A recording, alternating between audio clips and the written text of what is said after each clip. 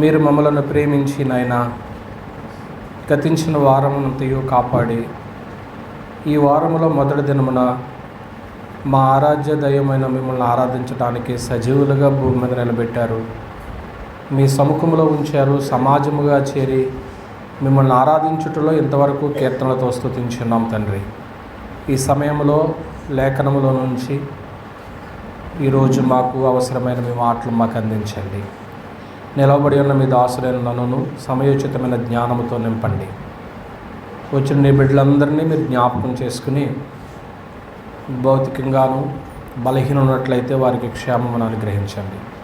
ఆత్మ సంబంధంగా ఒకవేళ మేము ఏ లోటైతే కలిగి ఉన్నామో వాక్యపు వెలుగులో వాటిని మేము సరి చేసుకున్నటకు తద్వారా మీ వద్ద నుంచి దీవెనలు పొందుటకు మీ సహాయాన్ని అనుగ్రహించమని, ఈ మందిరం చుట్టూను మీ కాపుదలు అనుగ్రహించమని క్రీస్తు యేసు వారి యొక్క అతి పరిశుద్ధమైన నామంలో ఘనత మహిమ ప్రభావాలు మీరు మాత్రమే పొందమని మా ప్రభు యేసుక్రీస్తు వారి పేరటి ప్రార్థన అడుగుచున్నాము తండ్రి. ఆమేన్.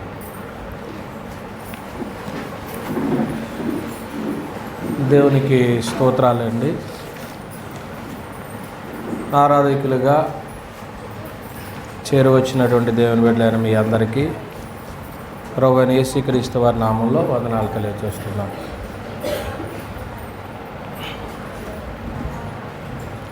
ప్రియమైన దేవుని వారలారా, ఈరోజు మనము దాతృత్వం యొక్క ధన్యతను గురించి మనము ఆలోచన చేస్తాం. ఈ యొక్క దాతృత్వము అంటే ఇచ్చే గుణం, ఇది కొందరికి ధన్యతగా కనిపించట్లేదు, కొందరికేమో ఆశీర్వాదముగా కనపడుతూ ఉంటుంది. అసలు గ్రంథము ఏం సెలవిచ్చింది అనేది మనం ఈరోజు ఆలోచన చేద్దాం. పరిశుద్ధ గ్రంథంలో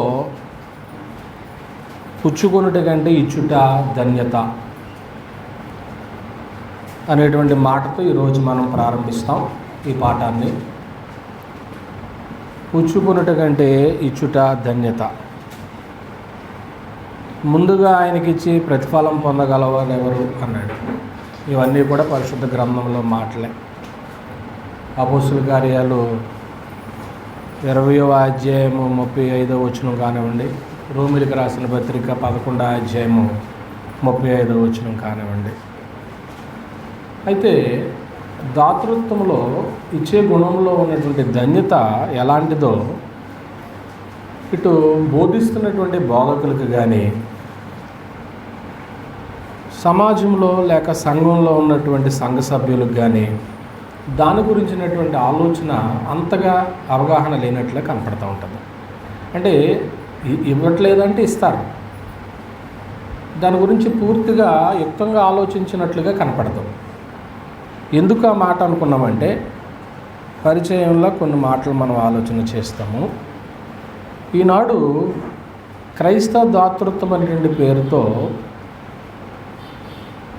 వాడుకలో ఉన్నటువంటి సంగతి ఏంటంటే, చేసేది యథార్థమైనటువంటి దాతృత్వం అయితే కాదు. అంటే గ్రంథ ప్రకారంగా ఏదో పూర్వం ఎవరో నేర్పారు, దేవుడికి ఇస్తే దేవుడు ఇస్తాడు, అంతవరకే చేస్తున్నామేమో. ఒకవేళ మన చేతిలో ఉన్నటువంటి గ్రంథం చెప్పినట్లుగా మనం చేస్తున్నామా లేదనేది ఆలోచిస్తే ఆ మేరకు చేయట్లేదు. అటు బోధకుల్లో కానీ కూర్చున్న విశ్వాసుల్లో కానీ దీని గురించినటువంటి పూర్తి అవగాహన లేనట్లే కనపడుతూ ఉంటుంది అన్నమాట అండి. ఎందుకు ఆ మాట అన్నామంటే, ఒకవేళ అది అనకూడదా అనొచ్చా అనే సందేహం రావచ్చు. ఆ మాట అనటానికి గల కారణం ఏంటంటే, కొందరు ఏదో కొన్ని పాత్రలు తీసుకుని ఏమండి ఇంటింటా తిరుగుతూ దేవుని కోసం విరాళాలలో వసూలు చేసేటువంటి పరిస్థితులు లోకంలో కనపడుతూ ఉంటాయి. అంటే దేవుడు ఒక అనాథగానో ఒక భిక్షగాడుగానో వాళ్ళు చేసేటువంటి సంగతి చూసిన వారికి అలా అనిపిస్తూ ఉంటుంది. అందుకే మనం ఆ మాట అనగలిగాం. అంటే దేవునికి ఇచ్చే కానుక విషయంలో దేవునికి ఎలాగూ ఇవ్వాలి, ఎలా పోగు చేయాలి అసలు అనేది పరిశుద్ధ గ్రంథం ఏం తెలియజేస్తుంది. ఒకవేళ దేవుని యొక్క సంకల్పం తెలిసి మనము చేస్తే దేవుడు సంతోషిస్తాడు, మనకి కూడా దీవెనలు వస్తాయి. ఆయన ఆజ్ఞాపించినట్లు చేయకోకుండా మనకి నచ్చినట్లు చేస్తే దేవుని దీవెనలు రావు, ఆయన నామం దూషించబడద్ది. ఇది పరిచయంగా మనం ఆలోచన చేసి ఈ పాఠంలో 3 సంగతులు ఆలోచన చేస్తాం. ఇప్పటివరకు మనం ఏం చూసాము అంటే, పుచ్చుకొనుట కంటే ఇచ్చుట ధన్యత, ముందుగా ఆయనకి ఇచ్చి ప్రతిఫలం పొందగలవాడు అనేటువంటి మాటతో ప్రారంభించి, ఈ క్రైస్తవ దాతృత్వం అనేటువంటిది ఇటు బోధకుల్లో కానీ ఇటు విశ్వాసుల్లో, సంఘ విశ్వాసుల్లో కానీ అవగాహన లేకపోవడం వల్ల దేవుని పేరిట ఏదో చందాలు వసూలు చేయడం అనేటువంటిది చూస్తున్నప్పుడు దేవుణ్ణి తక్కువ చేసినట్లుగా కనపడుతూ ఉన్నది అనే సందర్భాన్ని మనం ఆలోచన చేస్తూ, దేవునికి ఇచ్చే కానుక విషయంలో అసలు ఎలా పోగు చేయాలి, ఎలాగ ఇవ్వాలి, అలాగే మనం చేయనప్పుడు దేవుని నామం దూషించబడుతుంది అనే సందర్భాన్ని చూసాం. ఇందులో 3 సంగతులు మనం ఆలోచించేద్దాం. అందులో మొట్టమొదటి సంగతి ఏంటంటే, రాసుకునేటువంటి వాళ్ళు రాసుకోండి. మత్తయి సువార్త 10:24 ఏముంటుందంటే, అక్కడ శిష్యుడు బోధకుని కంటే అధికుడు కాడు. శిష్యుడు బోధకుని కంటే అధికుడు కాడు అంటే ఈ మాటను బట్టి మనం ఏం ఆలోచన చేయొచ్చు అంటే, క్రైస్తవులు సామాన్యంగా మనందరం కూడా క్రైస్తవులమే, కూర్చున్న వింటున్న మీరందరూ కూడా దేవుని పిల్లలు. అయితే ఈ మాట అంటున్నప్పుడు మీరు మరోలా భావించక, కూర్చున్న విశ్వాసుల కంటే బోధకుడు మిన్నా కాదా? నా మాట అర్థం అవ్వలేదు అనుకుంటా మీకు. మిన్నే. ఇది నిజంగా వింటున్న విశ్వాసుల్లో ఆ భావన ఉంటే, బోధకుడు చెప్పినది ఖచ్చితంగా పాటించాలి. అక్కడ ఉన్న మాట ఒకసారి చదువుతాం. మత్తయి రాసిన సువార్త 10:24 మనము ఒకసారి, శిష్యుడు బోధకుని కంటే ఏం కాడన్నాడు? అధికుడు కాడు. ఏమండి, దీన్ని బట్టి క్రైస్తవులు కూడా తమ బోధకుల కంటే తక్కువే అని చెప్పుకోవాలి. ఏమండి, బోధకుడు ఒకవేళ అల్పజ్ఞానం అనుకోండి, తగు మాత్రమైనటువంటి జ్ఞానం ఉందనుకోండి బోధకుడికి, వినేవాళ్ళు కూడా అలాగే ఉంటారా? అంతకంటే పెచ్చులో ఉంటారా? నా మాట అర్థమవుతుంది అనుకుంటా. బోధకుడు ఒకవేళ అల్పజ్ఞాని, అతనికి ఏదో కొద్దో గొప్ప తెలుసు. కొద్దో గొప్ప అనడం కూడా తప్పే, ఏదో కొద్దిగా తెలుసు పరిజ్ఞానం, అతనికి ఏదో ఫండమెంటల్స్ తెలుసు అనుకోండి. అప్పుడు విశ్వాసులు కూడా ఎలా ఉంటారు? అంతే. ఇతనికి తెలిస్తే వాళ్ళకి ఏం చేయగలడు? చెప్పగలడుగా. ఏమండి, వాళ్ళు కూడా అలాగే ఉంటారు. ఇది ఖచ్చితంగా జరుగుతుంది. ఎందుకంటే విశ్వాసులు, ఆ మాటకే బైబిల్ పదం మనం ఏం వాడవచ్చు అంటే, విశ్వాసులు బోధకుడు సరిగా బోధించట్లేనప్పుడు వాళ్ళు చిన్నపిల్లలుగానే ఉంటారు, కానీ వాళ్ళు అంతకంతకు పెద్దవాళ్ళు అయ్యేటువంటి అవకాశం ఉండదు. ఏ విషయంలో? దేవుని విషయంలో, వాక్య విషయంలో. ఇప్పుడు ఈ చిన్నపిల్లల మెంటాలిటీతో ఉన్నప్పుడు, చిన్నపిల్లల యొక్క తత్వంతో ఉన్నప్పుడు వాళ్ళు ఏం చేస్తారంటే, దేవునికి ఇచ్చేటప్పుడు సణుక్కుంటూ, ఏమండి, వాళ్ళు బలవంతంగా దేవునికి ఇచ్చే దగ్గరికి వచ్చేటప్పటికి అతి చిన్న నాణ్యం ఇస్తే సరిపోతుంది. ఎవరికి? దేవునికి. ఎందుకు అన్నాము అంటే, బోధించేటువంటి బోధకుడు అల్పజ్ఞాని అయినప్పుడు వాక్య ప్రకారంగా బోధించలేడు. వాళ్ళ పసిపిల్లలుగానే ఉంటారు. వాళ్ళు ఇచ్చే విషయంలో కూడా అలాగే ఉంటారు. వాళ్ళ స్థాయి అంతే. అంటే వాళ్ళకి అంతవరకు అర్థమైంది అనేది మనం గ్రహించాలన్నమాట అండి. కానీ వాక్యానుసారంగా అది కరెక్ట్ కాదు. కొరింథీయులకు రాసిన 2వ పత్రిక 9వ అధ్యాయము 7వ వచనంలో పౌలు భక్తుడు మాట్లాడుతూ ఏమంటున్నాడు అంటే, కొరింథీయులకు రాసిన 2వ పత్రిక 9వ అధ్యాయము 7వ వచనాన్ని మనం చూసినప్పుడు అదండి, నీకు చిన్నపిల్లల తత్వం లేనప్పుడు, మెచ్యూరిటీ మైండ్ ఉన్నప్పుడు, కొంచెము వాక్యం అనుభవం ఉన్నప్పుడు ఈ సనుగుడు అనేటువంటిది ఉండదు. సనుగు కొనకయు బలవంతముగా కాకయు ప్రతివాడును తన హృదయములో నిశ్చయించుకున్న ప్రకారము అదండి. ఇది ఎప్పుడు జరుగుతుంది అని అంటే, చిన్నపిల్లల యొక్క తత్వంతో మనం ఉన్నప్పుడు, వాక్యం అనుభవం తక్కువ ఉన్నప్పుడు, సందా సంచో ఒక పళ్ళెమో ఏదో వచ్చిందనుకోండి, ఆ ఇచ్చేటప్పుడు ఒక చిన్న నాణ్యం అండి, ఒక చిన్న నాణ్యం మాట అండి. ఒకసారి మన ప్లేస్లోనే జరిగింది అనుకుంటున్నాను. ఒక రోజుని రొట్టె ఇస్తున్నారు. రొట్టె ఇస్తూ ఉన్నప్పుడు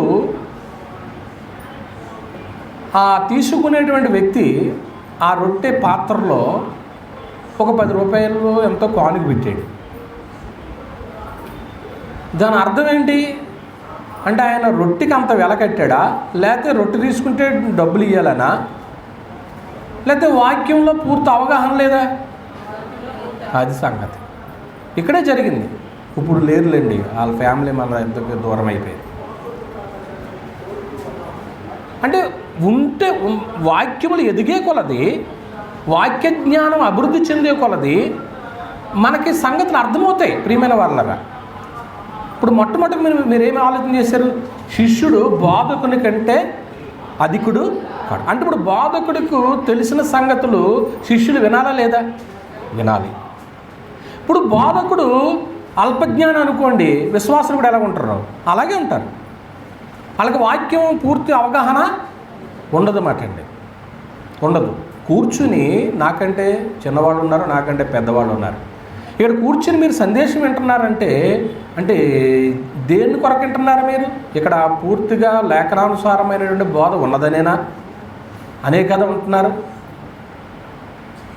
ప్రియమైన దేవుని వారలారా, ఈ వాక్యం అనేటువంటిది మన జీవితాలకు ఎంతో బలాన్ని ఇచ్చేది.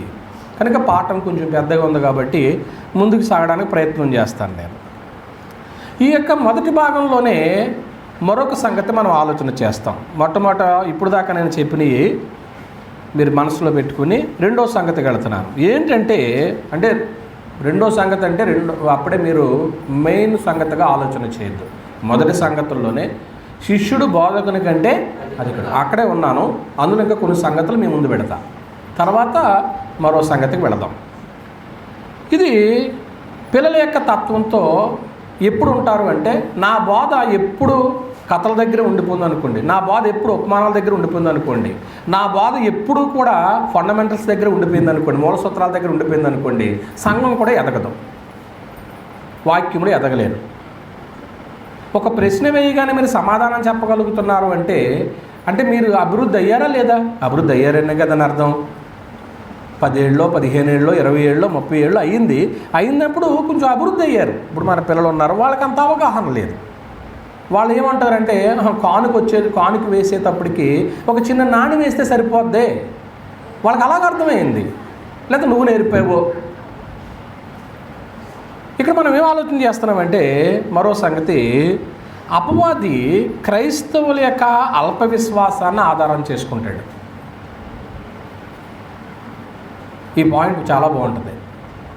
అపవాది ఆయుధంగా తీసుకునేది ఏంటో తెలుసా? క్రైస్తవుల యొక్క అల్ప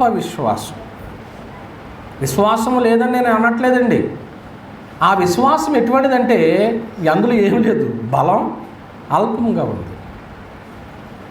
అది బలహీనమైనప్పుడు అపవాది దాన్ని ఏం చేస్తాడో తెలుసండి, దాన్ని ఆయుధంగా తీసుకుంటాడన్నమాట అండి. ఎలాగో ఈ పదాన్ని నేను వర్ణిస్తున్నానంటే, అపవాది మనోనేత్రాలకు ఏం కలుగు చేస్తాడు? వాడు ఉపయోగించే ఆయుధాలు చూడండి ఎలా ఉంటాయి. మనోనేత్రాలకి గుడ్డితనాన్ని కలుగు చేస్తాడన్నమాట అండి.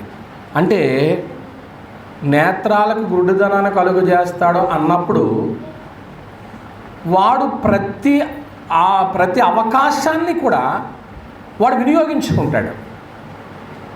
ఒక కంటి విషయంలోనే కాదండి, ఏ విషయంలోనైనా ఆయన వాడు ఉపయోగించుకోగలడు. దేని ఆధారం చేసుకుని? క్రైస్తవుల యొక్క అల్ప విశ్వాసము. నీ విశ్వాసం స్ట్రాంగ్గా ఉన్నప్పుడు, బలంగా ఉన్నప్పుడు అపవాది ఏమీ చేయలేడు. ప్రియమైన వారలారా, ఏమండి, ఇది ఎలాగ చెప్తాడు అంటే మన గుడితనం కలుగ చేసి దేవునికి సమర్పించే విషయంలో మనం నష్టపోతాము అన్నట్లుగా చూపిస్తాడు. మనం దేవునికి ఇస్తే మనం ఏమైపోతాం? నష్టపోతాము అని మన కళ్ళకు అతను చూపించేటువంటి ప్రయత్నం చేస్తాడు, ఉపయోగిస్తాడన్నమాట. నష్టం కలుగుతుంది నువ్వు దేవునికి ఇచ్చుట వల్ల, అలా ప్రయత్నం చేస్తాడన్నమాట అండి. కానీ బైబిల్ గ్రంథం ఏం చెప్పింది? పుచ్చుకున్నట కంటే ఇచ్చుట ధన్యత. ఇప్పుడు దాన్ని రివర్స్లో చదవండి. ఇచ్చుట కంటే ఎవరు ఉపయోగిస్తారు ఆయుధాన్ని? నీ చేతిలో ఉన్న బైబిల్తోనే, నువ్వు చదివేటువంటి మాటతోనే తాను ఆయుధంగా తీసుకుని నీలో ఉన్న అల్ప విశ్వాసం అని అంటున్నామే, దాన్ని ఆధారం చేసుకుని నువ్వు ఇవ్వడం వల్ల నష్టపోతావు. ఆ నష్టాన్ని కూడా చూపిస్తాడన్నమాట అండి. నష్టాన్ని కూడా చూపిస్తాడు. ఇచ్చుట్లో నష్టం, పుచ్చుకున్నట్లో ఏముంటుందండి? దానికి ఆపోజిట్ పదం లాభం. అపవాది లాభం చూపిస్తాడు. ఈవేళ చర్చికి వెళ్ళడం వల్ల లాభమా నష్టమా అని మీకు తెలిసింది. అపవాది ఏం చెప్తాడు? మీరు అల్ప విశ్వాసంగా ఉంటే ఈవేళ చర్చికి వెళ్ళడం వల్ల నీకు ఏమీ లాభం లేదు, ఆరాధన చేయడం వల్ల లాభం ఏమీ లేదు అని చెప్తాడు. ఏమండి, కనుక పుచ్చుకొనుట కంటే ఇచ్చుట ధన్యత అనేటువంటి మాటలో అతను రివర్స్లో ఉపయోగిస్తాడు ఆ పదాన్ని. ఏమండి, ఇంకేం వాడతాడు అంటే ఇచ్చుట వలన కలిగేటువంటి ఆశీర్వాదాలని మనం పొందుకోకుండా ఉండటానికి ప్రయత్నం చేస్తాడు. ఇప్పుడు నువ్వు ఇస్తే దేవునికి ఏమిస్తాడట? అంతే. ఇప్పుడు ఇవ్వనివ్వకుండా చేస్తున్నాడు అంటే నీకు వచ్చేటువంటి దీవెనకు ఎలా పడ్డాడు అతను? అది ఆడు ఉపయోగించేటువంటి ఒక కుతంత్రం. చూసారా ఎలా వాడతాడు? ఏమండి, అంటే ఇప్పుడు మనం ఆశీర్వాదాలు పొందకుండా చేయటానికే ఎవరు ఇప్పుడు ఆటంకం అయ్యారు?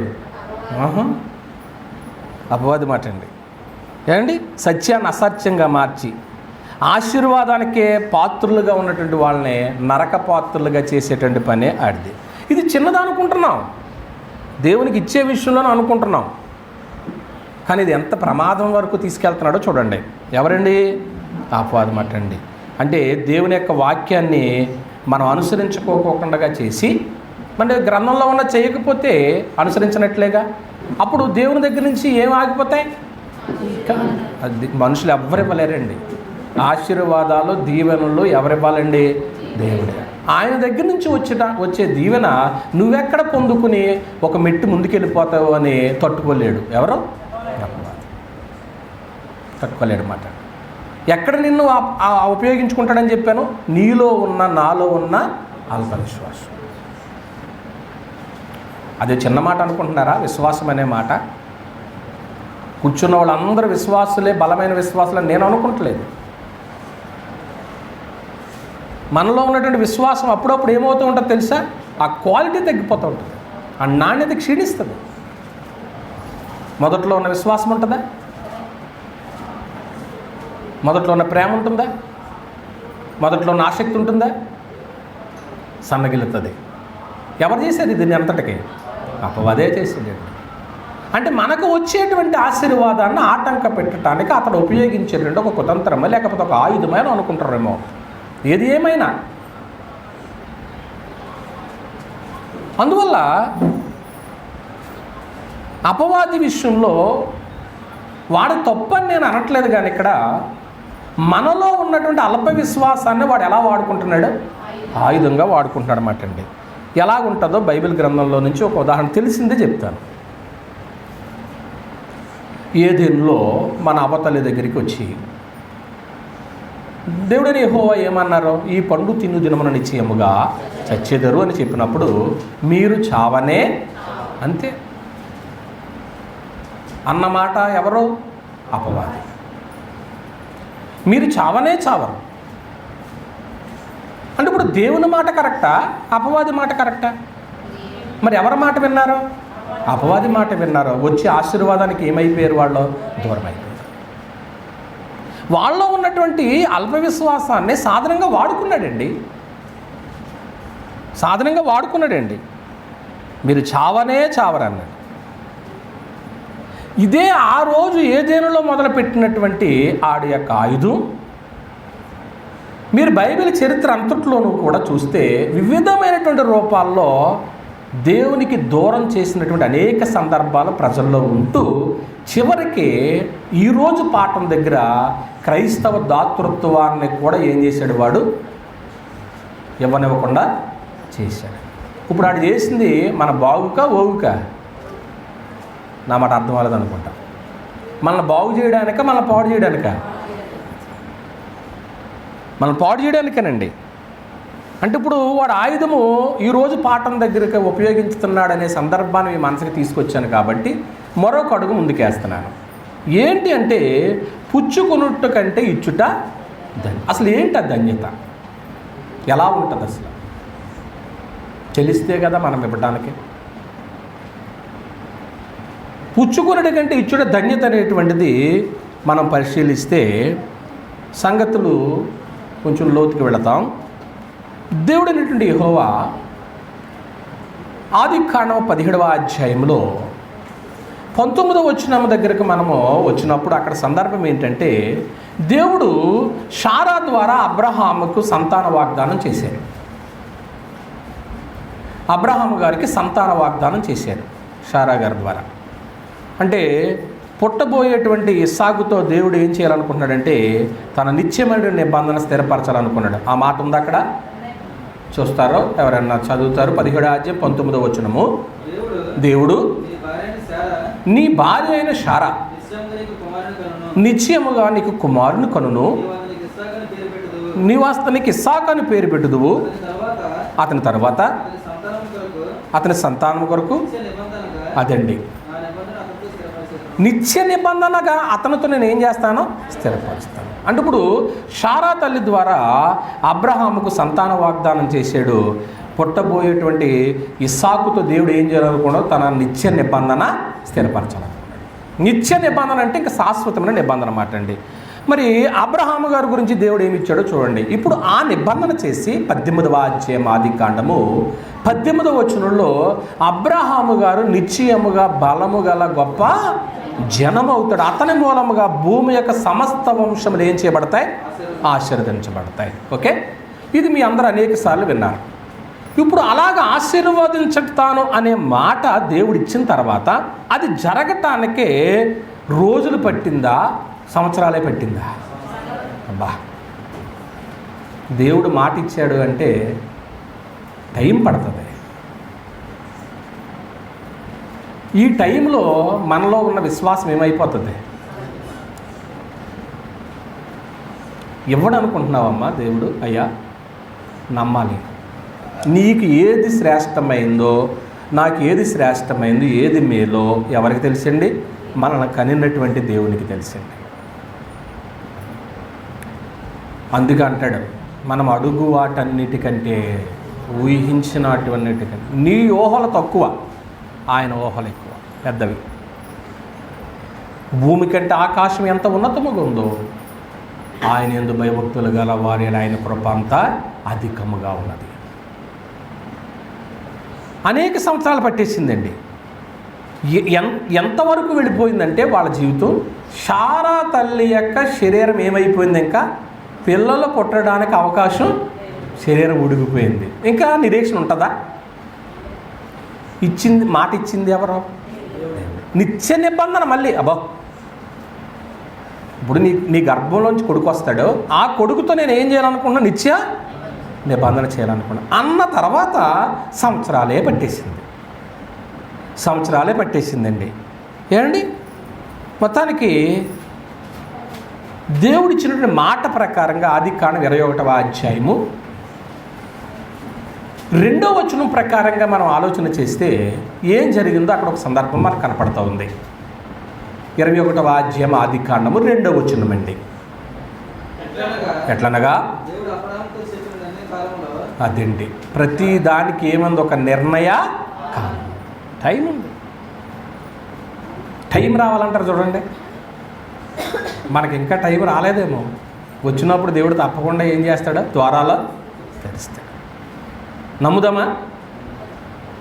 ఇప్పుడు దాకా నమ్ముతావు, ఓ సంవత్సరం నమ్ముతావు, తర్వాత సంవత్సరం నమ్ముతావు పెట్టి ఇంకా జరగట్లేదు పాస్టర్ గారు, ఇంకా జరగట్లేదు, నేను ప్రార్థన చేస్తున్నాను, నేను దేవుని కొరకు అనేక కార్యాలు చేస్తున్నాను అనేటువంటి సందర్భాలు మీకు రావచ్చు. ఒకవేళ బోధిస్తున్న నాకు రావచ్చేమో. రాకూడదు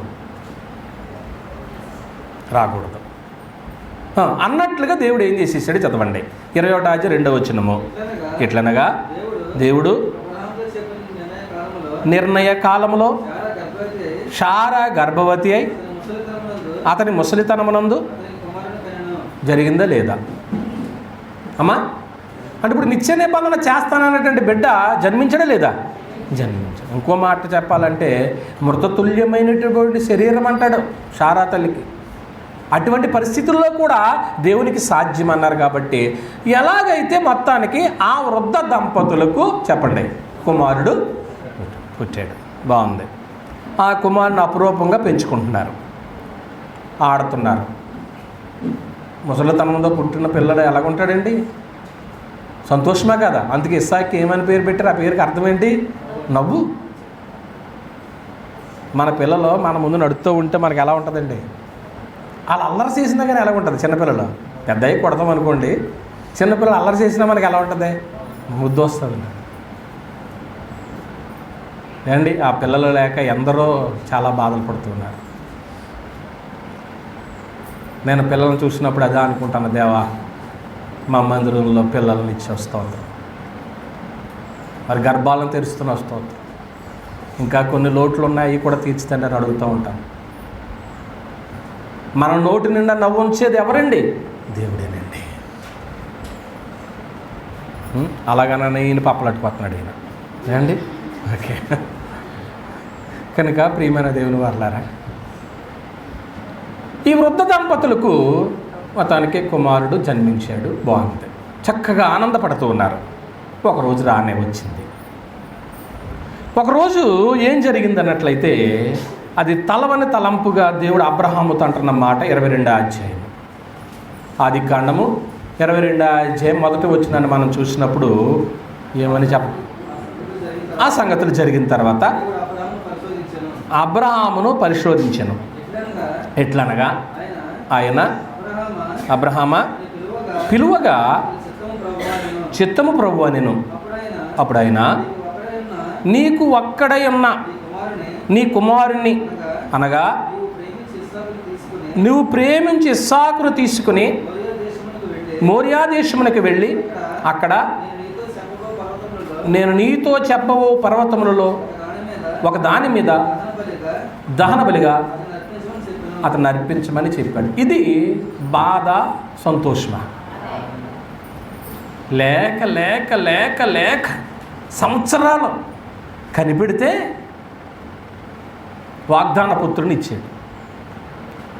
ఇచ్చిన కొద్ది రోజులకి చక్కగా ఆడుకుంటూ పిల్లోడిని ముద్దాడుతూ ఉన్నప్పుడు సడన్గా ఒక రోజు ఏమన్నాడు దేవుడు, నీ కొడుకుని తీసుకెళ్ళి నేను చెప్పబోయేటువంటి పర్వతం దగ్గర నాకు బలెమ్మన్నప్పుడు ఆలోచించండి, ఏంటి ప్రభువా, నేను ఇంతకాలం ఎదురు చూసి నిరీక్షిస్తే ఇప్పుడు ఇచ్చావా అని దేవునితో వాదించినట్లుగా గ్రంథంలో ఎక్కడైనా కనపడద్దా? తన తమ్ముడు కొడుకు లోతు ఉన్నాడు కదా, హారాను కొడుకు. లోతు సొదొమలో ఉన్నప్పుడు సొదొమ పట్టణాన్ని నాశనం చేయాలన్నప్పుడు అబ్రహాము గారి దగ్గరికి దేవదూతలు వచ్చి చెప్పినప్పుడు అక్కడ ఎక్కడి నుంచి మొదలెట్టాడండి? ఆ 2 పట్టణాల్లో కాపాడాలని ప్రార్థించడం లేదా? అడుగుతూ వచ్చాడు. 50 మంది, 40 మంది, 30 మంది, 20 మంది, 10 మంది ఉంటే కాపాడతావా అని అడిగాడు. అలాగూ తన తమ్ముని కుమారుడికి విషయంలో ప్రార్థించిన వ్యక్తి తన సొంత కొడుకు విషయంలో ఎందుకు మాట్లాడట్లేదు? తన సొంత కుమారుడు. ఇక్కడ ఇంకో విషయం మనం ఆలోచన చేయాలి. ఇప్పుడు నువ్వు ముందన్న మాట ఏంటి? నీకు పుట్టబోవు బిడ్డతో నిత్య నిబంధన స్థిరపరుస్తాను అన్నప్పుడు ఈ బిడ్డను కానీ బలి చేస్తే నువ్వు చేసిన వాగ్దానం భంగం అయిపోదా? నా పాయింట్ అర్థమవుతుంది లేదు మీకు? ఇక్కడ నువ్వన్న మాట ఇప్పుడు ఏమైపోతుంది? భూస్థాపితం అయిపోద్దేమో అని అబ్రహాము గారు దేవుణ్ణి అడిగాడా? బా, ఈవేళ లేఖనం ఉందా కాబట్టి మనం నమ్ముతున్నామండి. అప్పటికి వాక్యం ఉందా? గ్రంథం లిఖితపూర్వకంగా ఉందా? లేదండి. అంటే మనకేమర్థమవుతుందంటే ప్రియమైన దేవుని వారలారా, తన ఏకైక కుమారుణ్ణి దేవుడు చెప్పిన చోటికి తీసుకెళ్ళి 22వ అధ్యాయం 3వ వచనంలో అక్కడ బలిచ్చినట్లుగా కనపడుతూ ఉంటుంది. అలాగే రాసుకునే వాళ్ళు ఎబ్రిల్కి రాసిన పత్రిక 11వ అధ్యాయము 19వ వచనం కూడా రాసుకోండి. ఇక్కడ వరకు మొదటి సంగతిగా మీ మనసులో పెట్టుకోండి. ఏం జ్ఞాపకం చేసుకున్నాం? పుచ్చుకున్నటి కంటే ఇచ్చుట ధన్యత. అందులో మొట్టమొదటి సంగతి, శిష్యుడు బోధకుని కంటే అధికుడు కాదు. బోధకుడు పూర్తిగా అవగాహన లేకుండా మాట్లాడుతున్నప్పుడు విశ్వాసులు కూడా ఈ క్రైస్తవ దాతృత్వంలో ధన్యత తెలియక దేవుని విషయంలో చాలా చిన్న చూపు చూస్తూ ఉన్నారు అనే విషయాన్ని మనం ఆలోచన చేస్తూ వీళ్ళ దగ్గరికి వచ్చేటప్పటికి వీళ్ళలో ఉన్నటువంటి అంటే క్రైస్తవుల్లో ఉన్నటువంటి అల్ప విశ్వాసాన్ని ఆయుధంగా ఎవరు వాడుకుంటున్నారని చెప్పాను. అపవాది వాడుకుంటున్నాడని చెప్పుకున్నాం.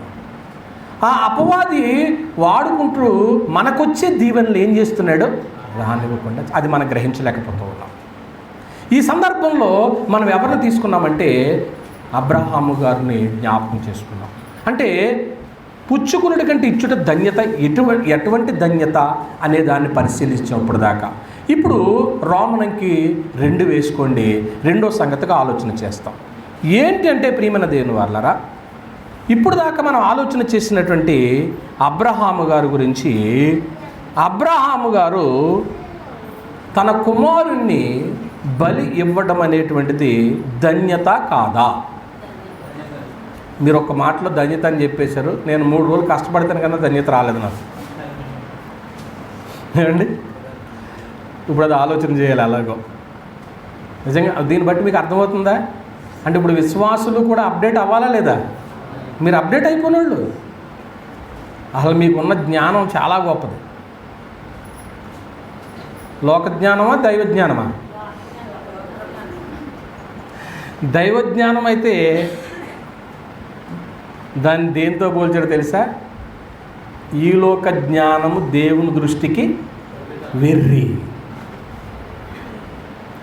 ఈ లోక జ్ఞానం ఎంతున్నా వెర్రి అని అన్నాడో దేవుని తెలుసుకోకపోతేనండి. దేవుని తెలుసుకోకపోతే సొలొమోను చాలా జ్ఞానవంతుడు, కానీ ఈ లోకం కోసం వాడు ఏమైపోయింది అనొచ్చా? భ్రష్టుడైపోయాడని అండి అనొచ్చా మాట? అనొచ్చు. అయిపోయింది. జ్ఞానం అంతా శూన్యం అయిపోయింది. అదే జ్ఞానం దేవుని దగ్గర ఉపయోగిస్తే చరిత్రలో నిలిచిపోయేవాడు మాట అండి. అందువల్ల ముందుకు కొనసాగుదాం ప్రియమైన వారలారా. ఇక్కడ 2వ సంగతి ఏంటంటే, దేవుని యందు అబ్రహాము గారు తన విశ్వాసాన్ని బయలుపరచటానికే దేవునికి కుమారుణ్ణి బలిగా ఇచ్చేసాడు. అది ఎలా ధన్యత అనేది ఆలోచన చేద్దామండి. ఓకే, రోమిలికి రాసిన పత్రిక 5వ అధ్యాయము చదవద్దండి, టైం సరిపోదు, నేను చెప్పేస్తాను, రాసేసుకోండి. 5వ అధ్యాయము 17వ వచనంలో అక్కడ ఏం కనపడుతుంది అంటేనండి, విశ్వాసులకు తండ్రిగా ఎంచబడ్డాడండి. ఎవరో? అబ్రహాము గారు. 2వది యాకోబు పత్రిక 2వ అధ్యాయం 23వ వచనం రాసుకోండి. దేవునికి స్నేహితుడిగా ఎంచబడ్డాడండి. మూడవది గలతీయులకు రాసిన పత్రిక 3వ అధ్యాయము 14 నుంచి 16 వరకు రాసుకోండి. అబ్రాహాము గారు గర్భములో నుంచి వచ్చినటువంటి సంతానాన్ని తన కుమారుడైనటువంటి సృష్టికర్త క్రీస్తు అని పరిగణించాడండి. ఏమండి, ఇక్కడ 3 సంగతులు చెప్పాను మీకు. మొట్టమొదట ఏమని చెప్పాను? ఫాదర్ ఆఫ్ నేషన్స్, విశ్వాసులకు ఎవరైనా తండ్రి. రెండోది ఏం చెప్పుకున్నాం? దేవునికి ఎవరండి? స్నేహితుడు. అప్పుడు ఇద్దరు స్నేహితులు అన్నమాట. స్నేహితుడికి ఇవ్వడం నష్టమా లాభమా? మన ఫ్రెండ్స్ ఎవరైనా మనల్ని సహాయం అడిగారు అనుకోండి, ఏం చేస్తాం? సాయం చేయమా? నీ డీరెస్ట్ ఫ్రెండ్, మంచి స్నేహితుడు. మూడోది, అబ్రాహాము గారి యొక్క సంతానమే యేసు ప్రభు అన్నాడు. అంటే ఇప్పుడు సృష్టికర్త ఎవరి సంతానం దగ్గరికి వచ్చేసాడు? అబ్రాహాము సంతానం. అంటే ఇప్పుడు అబ్రాహాము గారు గర్భంలో నుంచి వచ్చినటువంటి బిడ్డ, నీ గర్భమును పుట్టినటువంటి కుమారుడే నా కుమారుడు అని దేవుడు చెప్పాడు అంటే అసలు అది ఈ లోకంలో ఎవరికి ఉంటుందండి అంత ఆధిక్యత? అంటే రిలేషన్ ఎక్కడ కలిపాడు దేవుడు? అబ్రాహాము గారు కుమారుడు ఈక్వల్ ఎవరి కుమారుడితో సమానం అన్నాడు? అబ్బో, అంటే ఇంతగా అతను ఆశీర్వదించబడతాడని ఏనాడు ఊహించలేదు. ఈనాడు ముస్లిం సోదరులకి కూడా విశ్వాసులకు తండ్రి ఎవరో? అబ్రహామే. క్రైస్తవులకి విశ్వాసుల తండ్రి ఎవరో? అబ్రహాం. కొన్ని వందల సంవత్సరాలు యుగాలు గడిచిపోయినా కానీ అతని పేరు చెరిగిపోయిందా?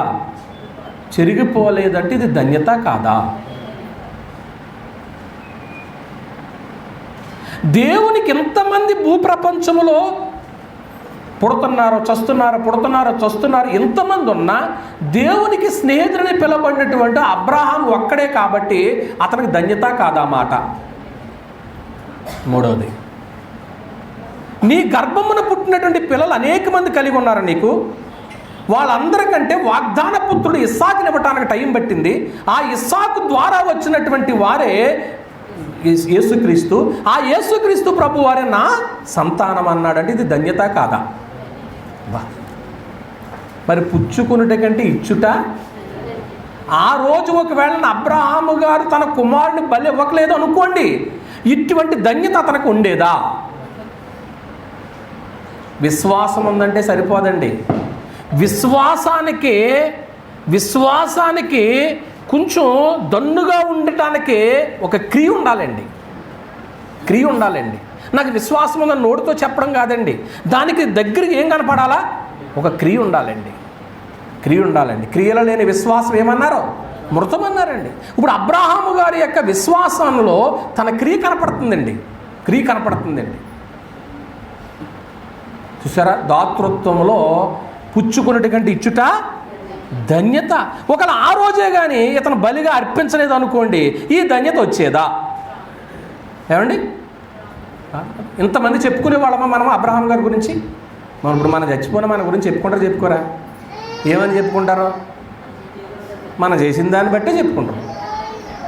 ఇప్పుడు అబ్రహాం గురించి ఏం చెప్పుకుంటున్నారు? ఇదిగో పుచ్చుకున్నట కంటే ఇచ్చుట ధన్యత. పుచ్చుకున్నట కంటే ఇచ్చుట ధన్యత అబ్రహాం గారు చేసినటువంటి పని అండి. ఎంత గొప్పదండి! అతడు బలివ్వడంలో తన హృదయాన్ని సమర్పించేశాడండి. హృదయం సమర్పించాలండి. ముందు హృదయాన్ని సమర్పించుకుంటే ఇచ్చే ఏ అర్పణైనా కానీ దేవునికి అంగీకారమేనండి. గుర్తుపెట్టుకోండి. నేను ఏదో చిన్నది ఇస్తున్నానో, నేను పెద్దది ఇస్తున్నానో అది కాదు. నువ్వు ఎంత పెద్దది ఇచ్చినా కానీ నీ హృదయ సమర్పణ లేనప్పుడు అది దేవుని దృష్టిలో లెక్కే రాదు. అబ్రహాము గారు హృదయాన్ని సమర్పించుకున్నాడు కాబట్టి తను ఇచ్చినటువంటి అర్పణ దేవుడు అంగీకరించాడు. ఇందులో మరొక సంగతి ఏం జ్ఞాపకం చేయాలనుకుంటున్నానంటే, మన దాతృత్వము మరీ ఎక్కువైనటువంటి దీవెనలకు పాత్రులగునట్లుగా తిరిగి చెల్లించలేని వారికి చేయాలట. మనము చేసేది ఎవరికి చేయాలట? తిరిగి ఎవరైతే దాన్ని మనకి చెల్లించలేరో వాళ్ళకి చేయాలండి. ఏమండి, ఇప్పుడు ఎవరో కష్టపడుతున్నారు అనుకోండి, శ్రమపడే వ్యక్తికి నీవు సాయంత్రం పూట కొద్దిగా ఇచ్చావు, అది పదార్థమో డబ్బులో ఇచ్చావు, అది దాతృత్వం అవుతుందా జీతం అవుతుందా? అది జీతమే, కానీ దాతృత్వం కాదండి. మనం ఏ మేలైనా ఇతరుల నుండి ఎదురు చూడకోకుండా చూపగలిగేదే దాతృత్వం యొక్క దేవుని కృప అండి. ఇతరుల నుంచి మనం చూడకూడదండి, చేయడమే. ఇతరులకు ఇచ్చేదట, ఇది చాలా బలమైన మాట అండి. ఇతరులకు ఇచ్చేదట ఆయన అప్పుగా అంగీకరిస్తాడట. అది ఎంత దయండి. అంటే తిరిగి చెల్లించలేని వాళ్ళకి ఇస్తున్నాం కదా, కొందరు తిరిగి మనకేం చేయలేరు, వాళ్ళు చెల్లించలేరు కదండి. వాళ్ళకి ఇచ్చేటువంటిది దేవుడికి అప్పుగా ఇస్తున్నామట. ఏమండి, రిఫరెన్స్ రాసేసుకోండి. కొరింథీయులకు రాసిన 2వ పత్రిక 8వ అధ్యాయము మొదటి 2 వచనాలు రాసుకోండి. అక్కడ మాసిదోనియా సంఘం గురించి, అనుగ్రహింపడే దేవుని కృప గురించి మాట్లాడతాడు. ఓకే, ఇంకా కొంచెం ముందుకు వెళుతూ నేనేం ఆలోచన చేయాలనుకుంటున్నానంటే, ఆలోచిస్తూ మీ ముందు ఉంచాలనుకుంటున్నానంటే, మనుషుల పట్ల చూపేటువంటి దాతృత్వం వలన కలిగే ధన్యత ఏంటి? ఇప్పుడు దాకా మీరు బాగానే చెప్పారు, తిరిగి చెల్లించలేని వాళ్ళకి ఇమ్మన్నారు కదా. మరి తిరిగి చెల్లించలేని వాళ్ళకి ఇవ్వడం వల్ల మాకు వచ్చే లాభం ఏంటి? కీర్తన గ్రంథము 112వ అధ్యాయము 9వ వచనాన్ని మనం చూసినప్పుడు,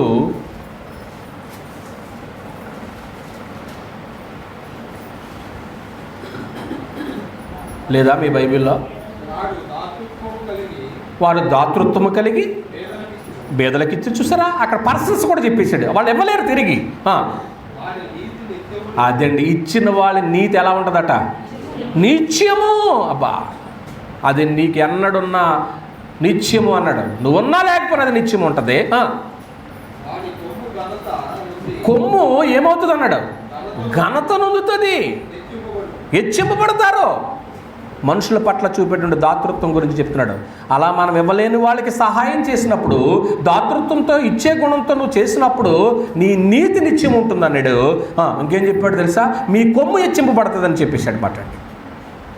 అంత గొప్ప మాట అండి. సామెతల గ్రంథము 19వ అధ్యాయము 17వ వచనము, పేదలను కనికరించువాడు. అవునా? అంటే ఇప్పుడు తిరిగి చెల్లించలేని వాళ్ళకి నువ్వు ఇస్తున్నావంటే యెహోవాకు ఏమిస్తున్నట్టు? యెహోవాకు అప్పు ఇవ్వడానికి ఆయన పేదవాడా? ఆయనకున్న ఆస్తి ఎంత? కీర్తన గ్రంథము 50వ అధ్యాయం, కీర్తన గ్రంథము 50వ అధ్యాయము 9 నుంచి వస్తున్నాము. 50వ అధ్యాయం 9 నుంచి.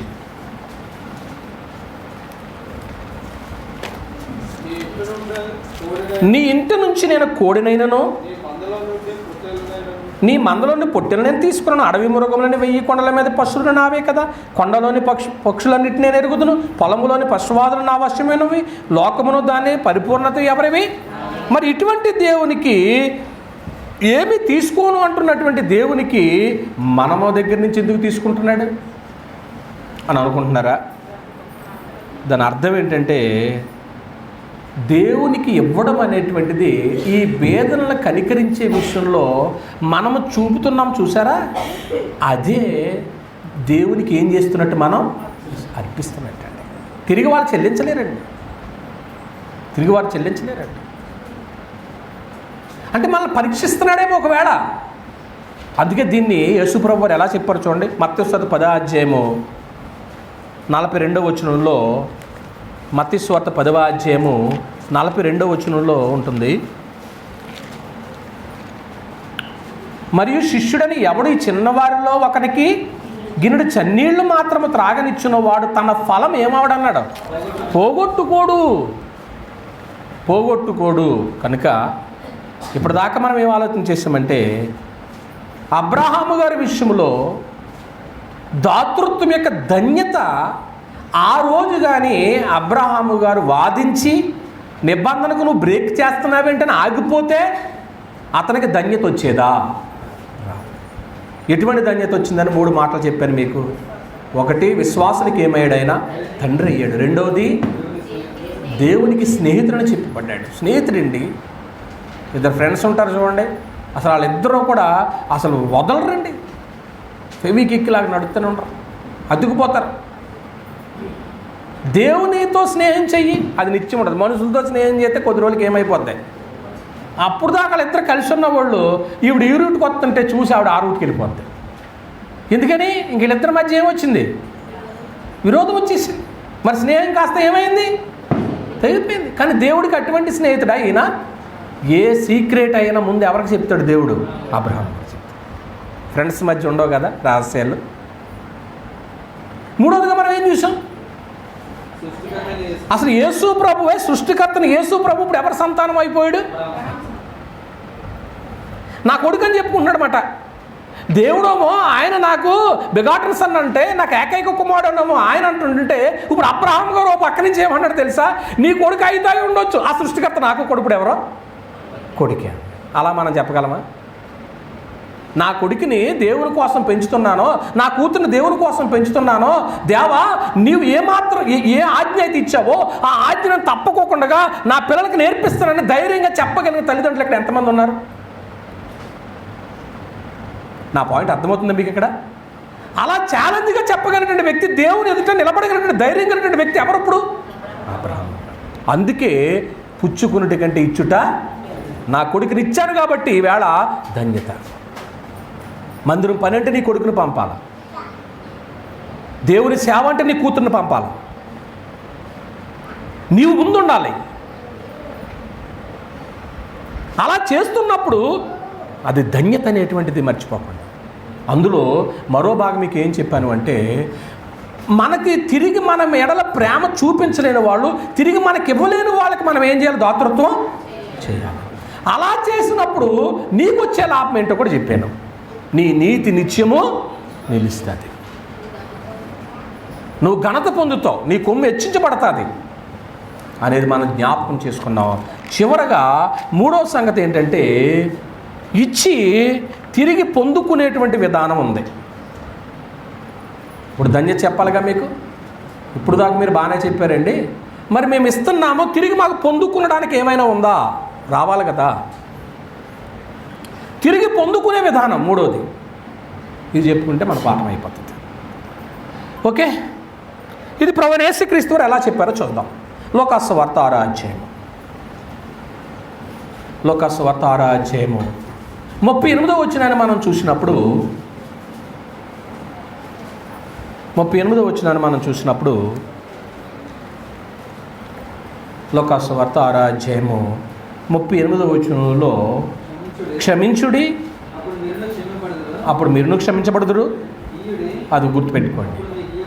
ఇయ్యుడి అప్పుడు మీకు, అంటే ఇచ్చేవారు తిరిగి పొందుకునేటువంటి విధానం ఇక్కడ చెప్పబడింది. నేను దేవుడికి ఇస్తున్నాను, దేవుడు నాకు ఇస్తాడా ఇవ్వడా? ధైర్యంగా ఉండండి, ఇస్తాడు. ఆ తిరిగి పొందుకునే విధానమే చెప్తున్నాడు. ఎలాగంట? చదువు నాయనా, క్షమించండి క్షమించబడుదురు, ఇయ్యుడి అప్పుడు మీకు ఇయ్యబడును. ఎలాగంట ఇవ్వమన్నాడు?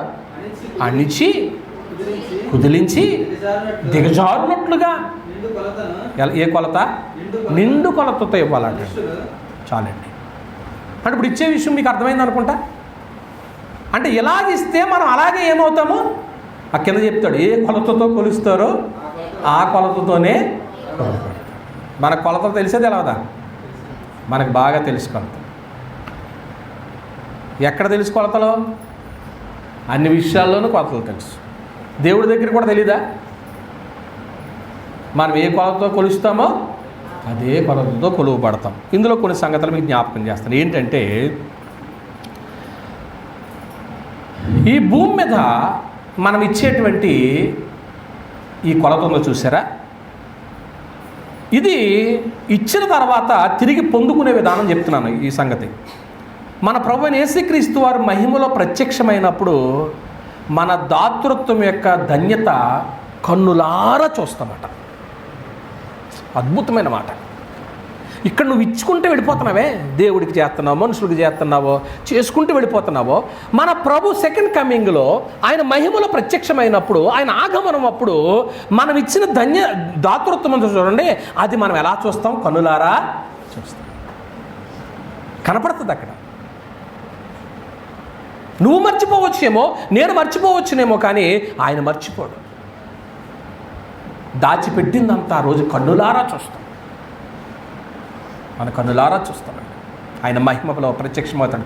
యేసుప్రభు వస్తాడని ఎంతమంది నమ్ముతారు? యేసుప్రభు వస్తారా రారా? నేను నమ్ముతున్నాను కాబట్టి నేను చేయొత్తాను. మీరు ఎవరైనా నమ్ముతున్నారా యేసుప్రభు వస్తారని? నమ్మితే చేయొత్తండి. వీళ్ళకి తెలదు కాబట్టి వాళ్ళకి అప్పుడు యేసుప్రభు ఆపడాల్సి లేదండి. ఈ ముందున్న వాళ్ళకి యేసుప్రభు వస్తారని నమ్మకం లేదా? చూడలేదా? అందరికీ ఉందా నమ్మకం? ఆయన వస్తారా? త్వరగా రావాలని కోరుకుంటున్నారా, కొంచెం ఆలస్యంగా రావాలని కోరుకుంటున్నారా? మన కోరిక ఎలాగున్నా కానీ మన కోరిక నెరవేరదు.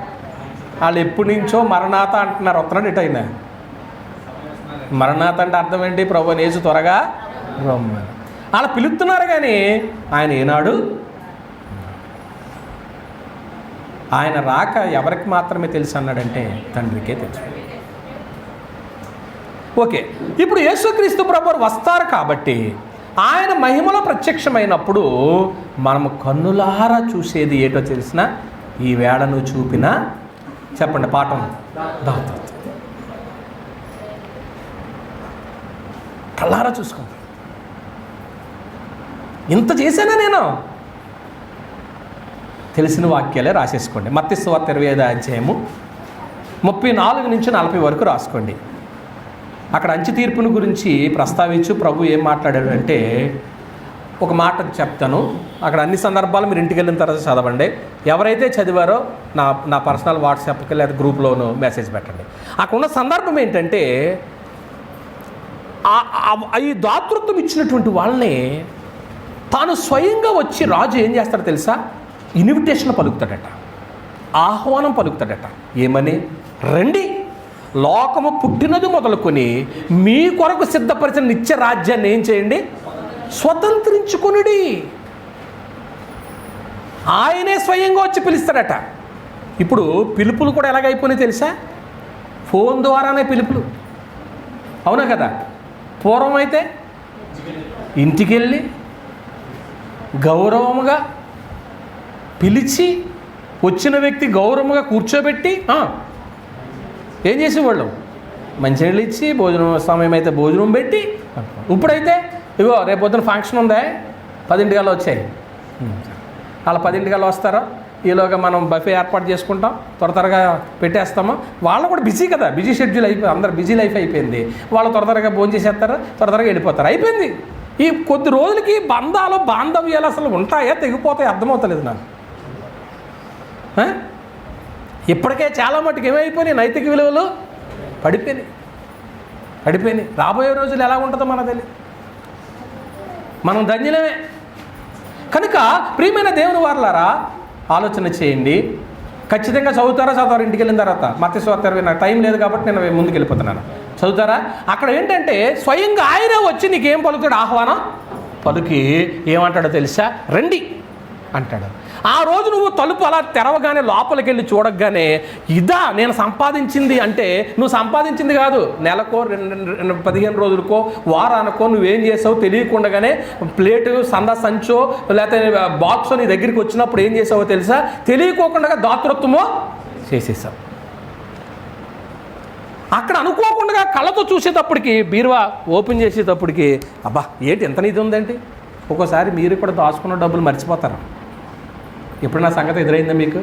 మర్చిపోయిన తర్వాత, సంవత్సరం అయిపోయిన తర్వాత ఏంటి మర్చిపోయాను, అబ్బో అప్పటికే చెదబట్టేద్దా కాగితాలు. ఈలోగా ప్రభుత్వం ఏమంటారు తెలుసా?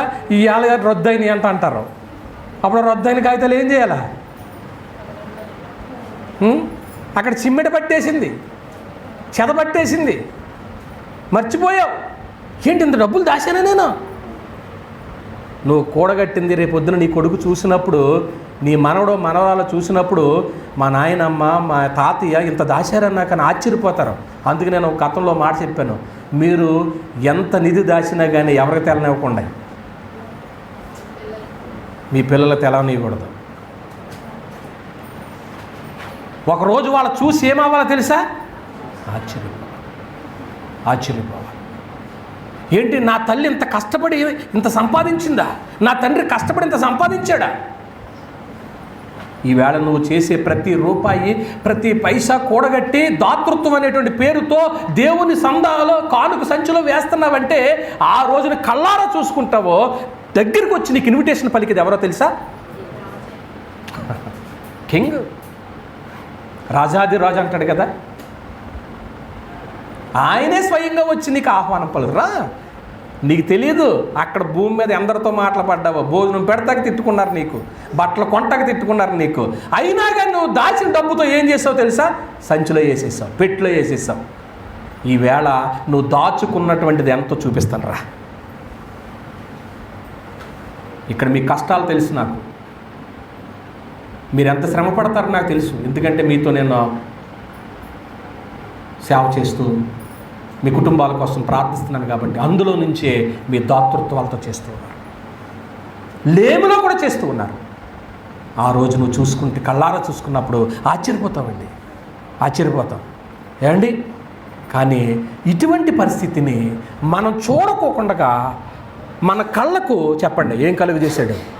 అంధత్వాన్ని కలుగు చేసి వచ్చే ధన్యతను పోగొట్టేసి ఇవ్వనకుండా చేసేసి ఆ రోజుని అదే ఆహ్వానం పలికినటువంటి ఆ రాజే ఏమంటాడో తెలుసా? పొండి, అపవాదికిని వాని అనుచరులకు సిద్ధపరచ నిత్య అగ్నిలోనికి పొండి అనే మాట అదే సింహాసనం మీద ఉన్నటువంటి రాజు పలుకుతాడండి. రిఫరెన్స్ రాసేసుకోండి. 25వ అధ్యాయం మత్తయి సువార్త 42 నుంచి 45 వరకు రాసుకోండి. ముగింపులో మీకు ఏం చెప్పాలనుకుంటున్నానంటే, ప్రియమైన దేవుని వారలారా, క్రైస్తవ దాతృత్వం అనేటువంటిది చాలా ప్రాముఖ్యమైనది. ఇది పరలోకంలో అక్షయమైనటువంటి ధనాన్ని కూర్చుకొనగలడానికి దేవుడు మనకు ఇచ్చినటువంటి మంచి తరుణం ఇది. ఏమనుకోవద్దు, కొంచెం పెద్ద లెసను, ఇంకొక 7-8 నిమిషాలు అయిపోతుంది. ఒక్కో లెసన్ కొంచెం పెద్దగా ఉంటుంది, ఒక్కో లెసన్ చిన్నగా ఉంటాయి. దీన్ని మళ్ళీ నేను స్టార్ట్ చేశాను అనుకోండి, లెసన్ వినేవాళ్ళకి బాగుంది రేపొద్దుట. అందువల్ల నేను పాఠాన్ని ముగించడానికి ప్రయత్నం చేస్తున్నాను. ప్రియమైన దేవుని వాళ్ళ ఆలోచన చేయండి. ఇక్కడ ముగింపులో మనం ఏం ఆలోచన చేస్తున్నామంటే, ఈ క్రైస్తవ దాతృత్వం ద్వారా పరలోకంలో అక్షయమైనటువంటి ధనాన్ని, క్షయం కాదు, ఇక్కడ ఏది సంపాదించినా పంచభూతాలు మిక్కటమైన వేండ్రంతో ఏమైపోతాయి? కానీ అక్కడ దాచుకున్నావే, ఇక్కడ ఇచ్చే ప్రతిదీ అక్కడికి అకౌంట్కి ఇప్పుడు వెళ్ళిపోతుంది కదా. అక్కడ ఆ రోజు నువ్వు దాచుకున్నటువంటి ఆ ధనము అక్కడ దాచుకుంటానికి దేవుడు ఇక్కడ మనకేమిస్తున్నాడో టైం ఇస్తున్నాడు. టైం ఇస్తున్నాడు. మనందరికి టైం ఉందా లేదా? ఎవరిచ్చిన టైం అది? దేనికో తెలుసా? అక్కడ దాచుకుంటానికి. కష్టపడడానికి వేళ పనికి వెళ్ళారు, ఫ్యాక్టరీకి వెళ్ళావో, వాహనం నడుపుకున్నావో, వ్యాపారం చేసావో, ఇదంతా కూడా దేవుడు నీకు ఇచ్చిన టైము. ఈ టైంలో నువ్వు సంపాదించినటువంటిది దేవుని భాగం దేవునికి తీసినప్పుడు పరలోకంలో అక్షయమైనటువంటి ధనాన్ని సంపాదించుకుంటామాట అండి. ఏమండి, ఇక్కడ ఒక మంచి మాట జ్ఞాపకం చేయాలనుకుంటున్నాను. ఈ లోకంలో ధనవంతులైనటువంటి వారు పరలోకం విషయంలో దరిద్రులుగా ఉంటారా ఉండరా? ఎవరిద్దరే చెప్పారంటే అందరు పాట వింటలేదా? ఈ లోకంలో ధనవంతులైనటువంటి వారు పరలోకంలో దరిద్రులా కాదా? కానీ దరిద్రులు కూడా ధనవంతులు అవ్వటానికి దేవుడు వాళ్ళకి ఏమిస్తున్నాడో అవకాశం ఇస్తున్నాడు. నీకు టైం ఇస్తున్నాడు. నువ్వు కోట్లు సంపాదించావా, ఇంకొక సంవత్సరం నీకు దేవుడు ఇచ్చాడంటే దాని అర్థం ఏంటో తెలుసా? అక్కడ ఏం చేసుకోవాలో ధనాన్ని దాచుకుంటామని.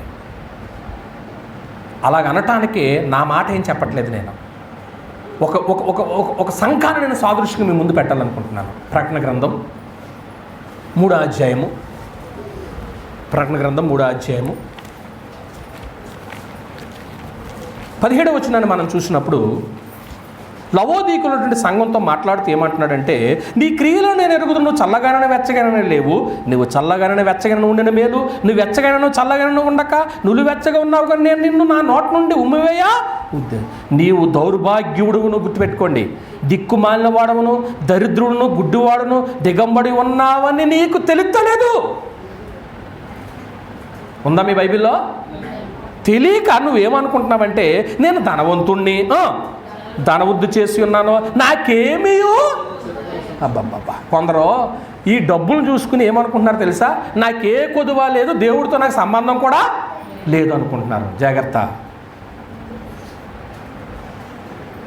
ఏమండి, నాకు వివరించడానికి సమయం లేదు, నేను ముందుకెళ్ళిపోతూ ఉన్నాను. నువ్వు ధనవృద్ధి చేసుకున్నట్లు అగ్నిలో పుటం వేయబడిన బంగారమును దేశముల సిగ్గు కనబడకున్నట్లు ధరించుకుంటూ తెల్లని వస్త్రం నీకు దృష్టి కలుగును, నీ కన్నులకు కాటుకొను. ఎక్కడ కొనుక్కో? ఉందా మీ బైబిల్లో? అక్కడ ఉన్న మాట చెప్పండి. నా యొద్ద కొనుక్కోమన్నాడంటే దాని అర్థం ఏంటంటే, నీవు ఇప్పుడు ఆ డబ్బును ఉపయోగించి, ఆ బంగారాన్ని ఉపయోగించి నువ్వు నా దగ్గరికి వచ్చి నువ్వు రక్షణ పొందుతున్నట్లయితే, కింద చక్కటి మాట అంటాడు చూడండి, నేను ప్రేమించు వారిని గద్దించుచున్నాను కనుక నువ్వు ఆసక్తి కలిగి ఏం పొందు అంటే అవకాశం ఇచ్చినట్ల ఇవ్వనట్ల. అంటే ఈ లోకంలో ధనవంతులైనటువంటి వారు రేపొద్దుట పరలోకంలో దరిద్రులు కాకుండా ఉండటానికి దేవుడు వాళ్ళకి ఇంకా ఏమిస్తున్నాడు? ఒకవేళ అందులో నువ్వున్నావా? అందులో నేనున్నానా? నాకున్న వాటిని చూసుకుని దాతృత్వం విషయంలో నువ్వు తగ్గిపోతున్నట్లయితే నీవు అక్కడ ఏమైపోతావు ఆలోచన చేయి. వాళ్ళకు కూడా అవకాశం ఇచ్చాడు లేదు దేవుడు. ఎవ్వరు నశించిపోవడానికి ఇష్టం లేదండి. అందరూ కూడా రక్షణ పొందాలండి, అందరూ రక్షణ పొందాలండి. ఏమండి, ఒక వ్యక్తి చాలా అమితమైనటువంటి ధనాన్ని సంపాదించుకుని ధనవృద్ధి చేసుకుని నాకేమీ కొదువు లేదు అనుకుంటున్నాడు మాట అండి. ఏమండి, ఆ వ్యక్తిని ఏమన్నాడు తెలిసి యేసుప్రభు వారు? వెర్రోడా. ఏమని పిలిచాడు అంటే, అతను దేవుని గుడికి రాడు, దేవునికి దాతృత్వం ఉండదు, మనుషులకు దాతృత్వం ఉండదు.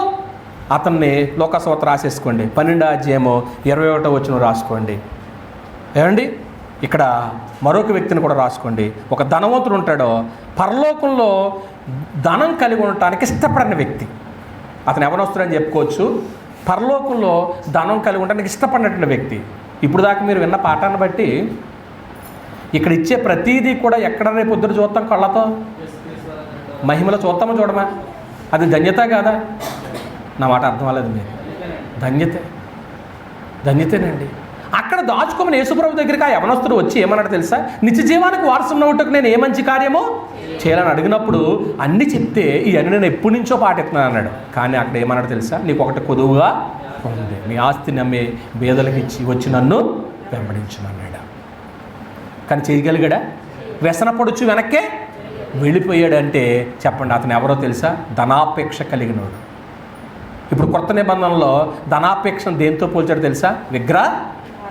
కొలస్సీ పత్రిక 3వ అధ్యాయం 5వ వచనంలో ధనాపేక్ష అని విగ్రహారాధన అన్నాడు. నువ్వు ఎక్కువ ధనాన్ని ప్రేమిస్తే నువ్వు విగ్రహారాధన చేస్తున్నట్టే. కొబ్బరికాయ కొట్టవసరం లేదు, అక్కడ పళ్ళే పెట్టవసరం లేదు, కానీ విగ్రహారాధన చేస్తున్నట్లే.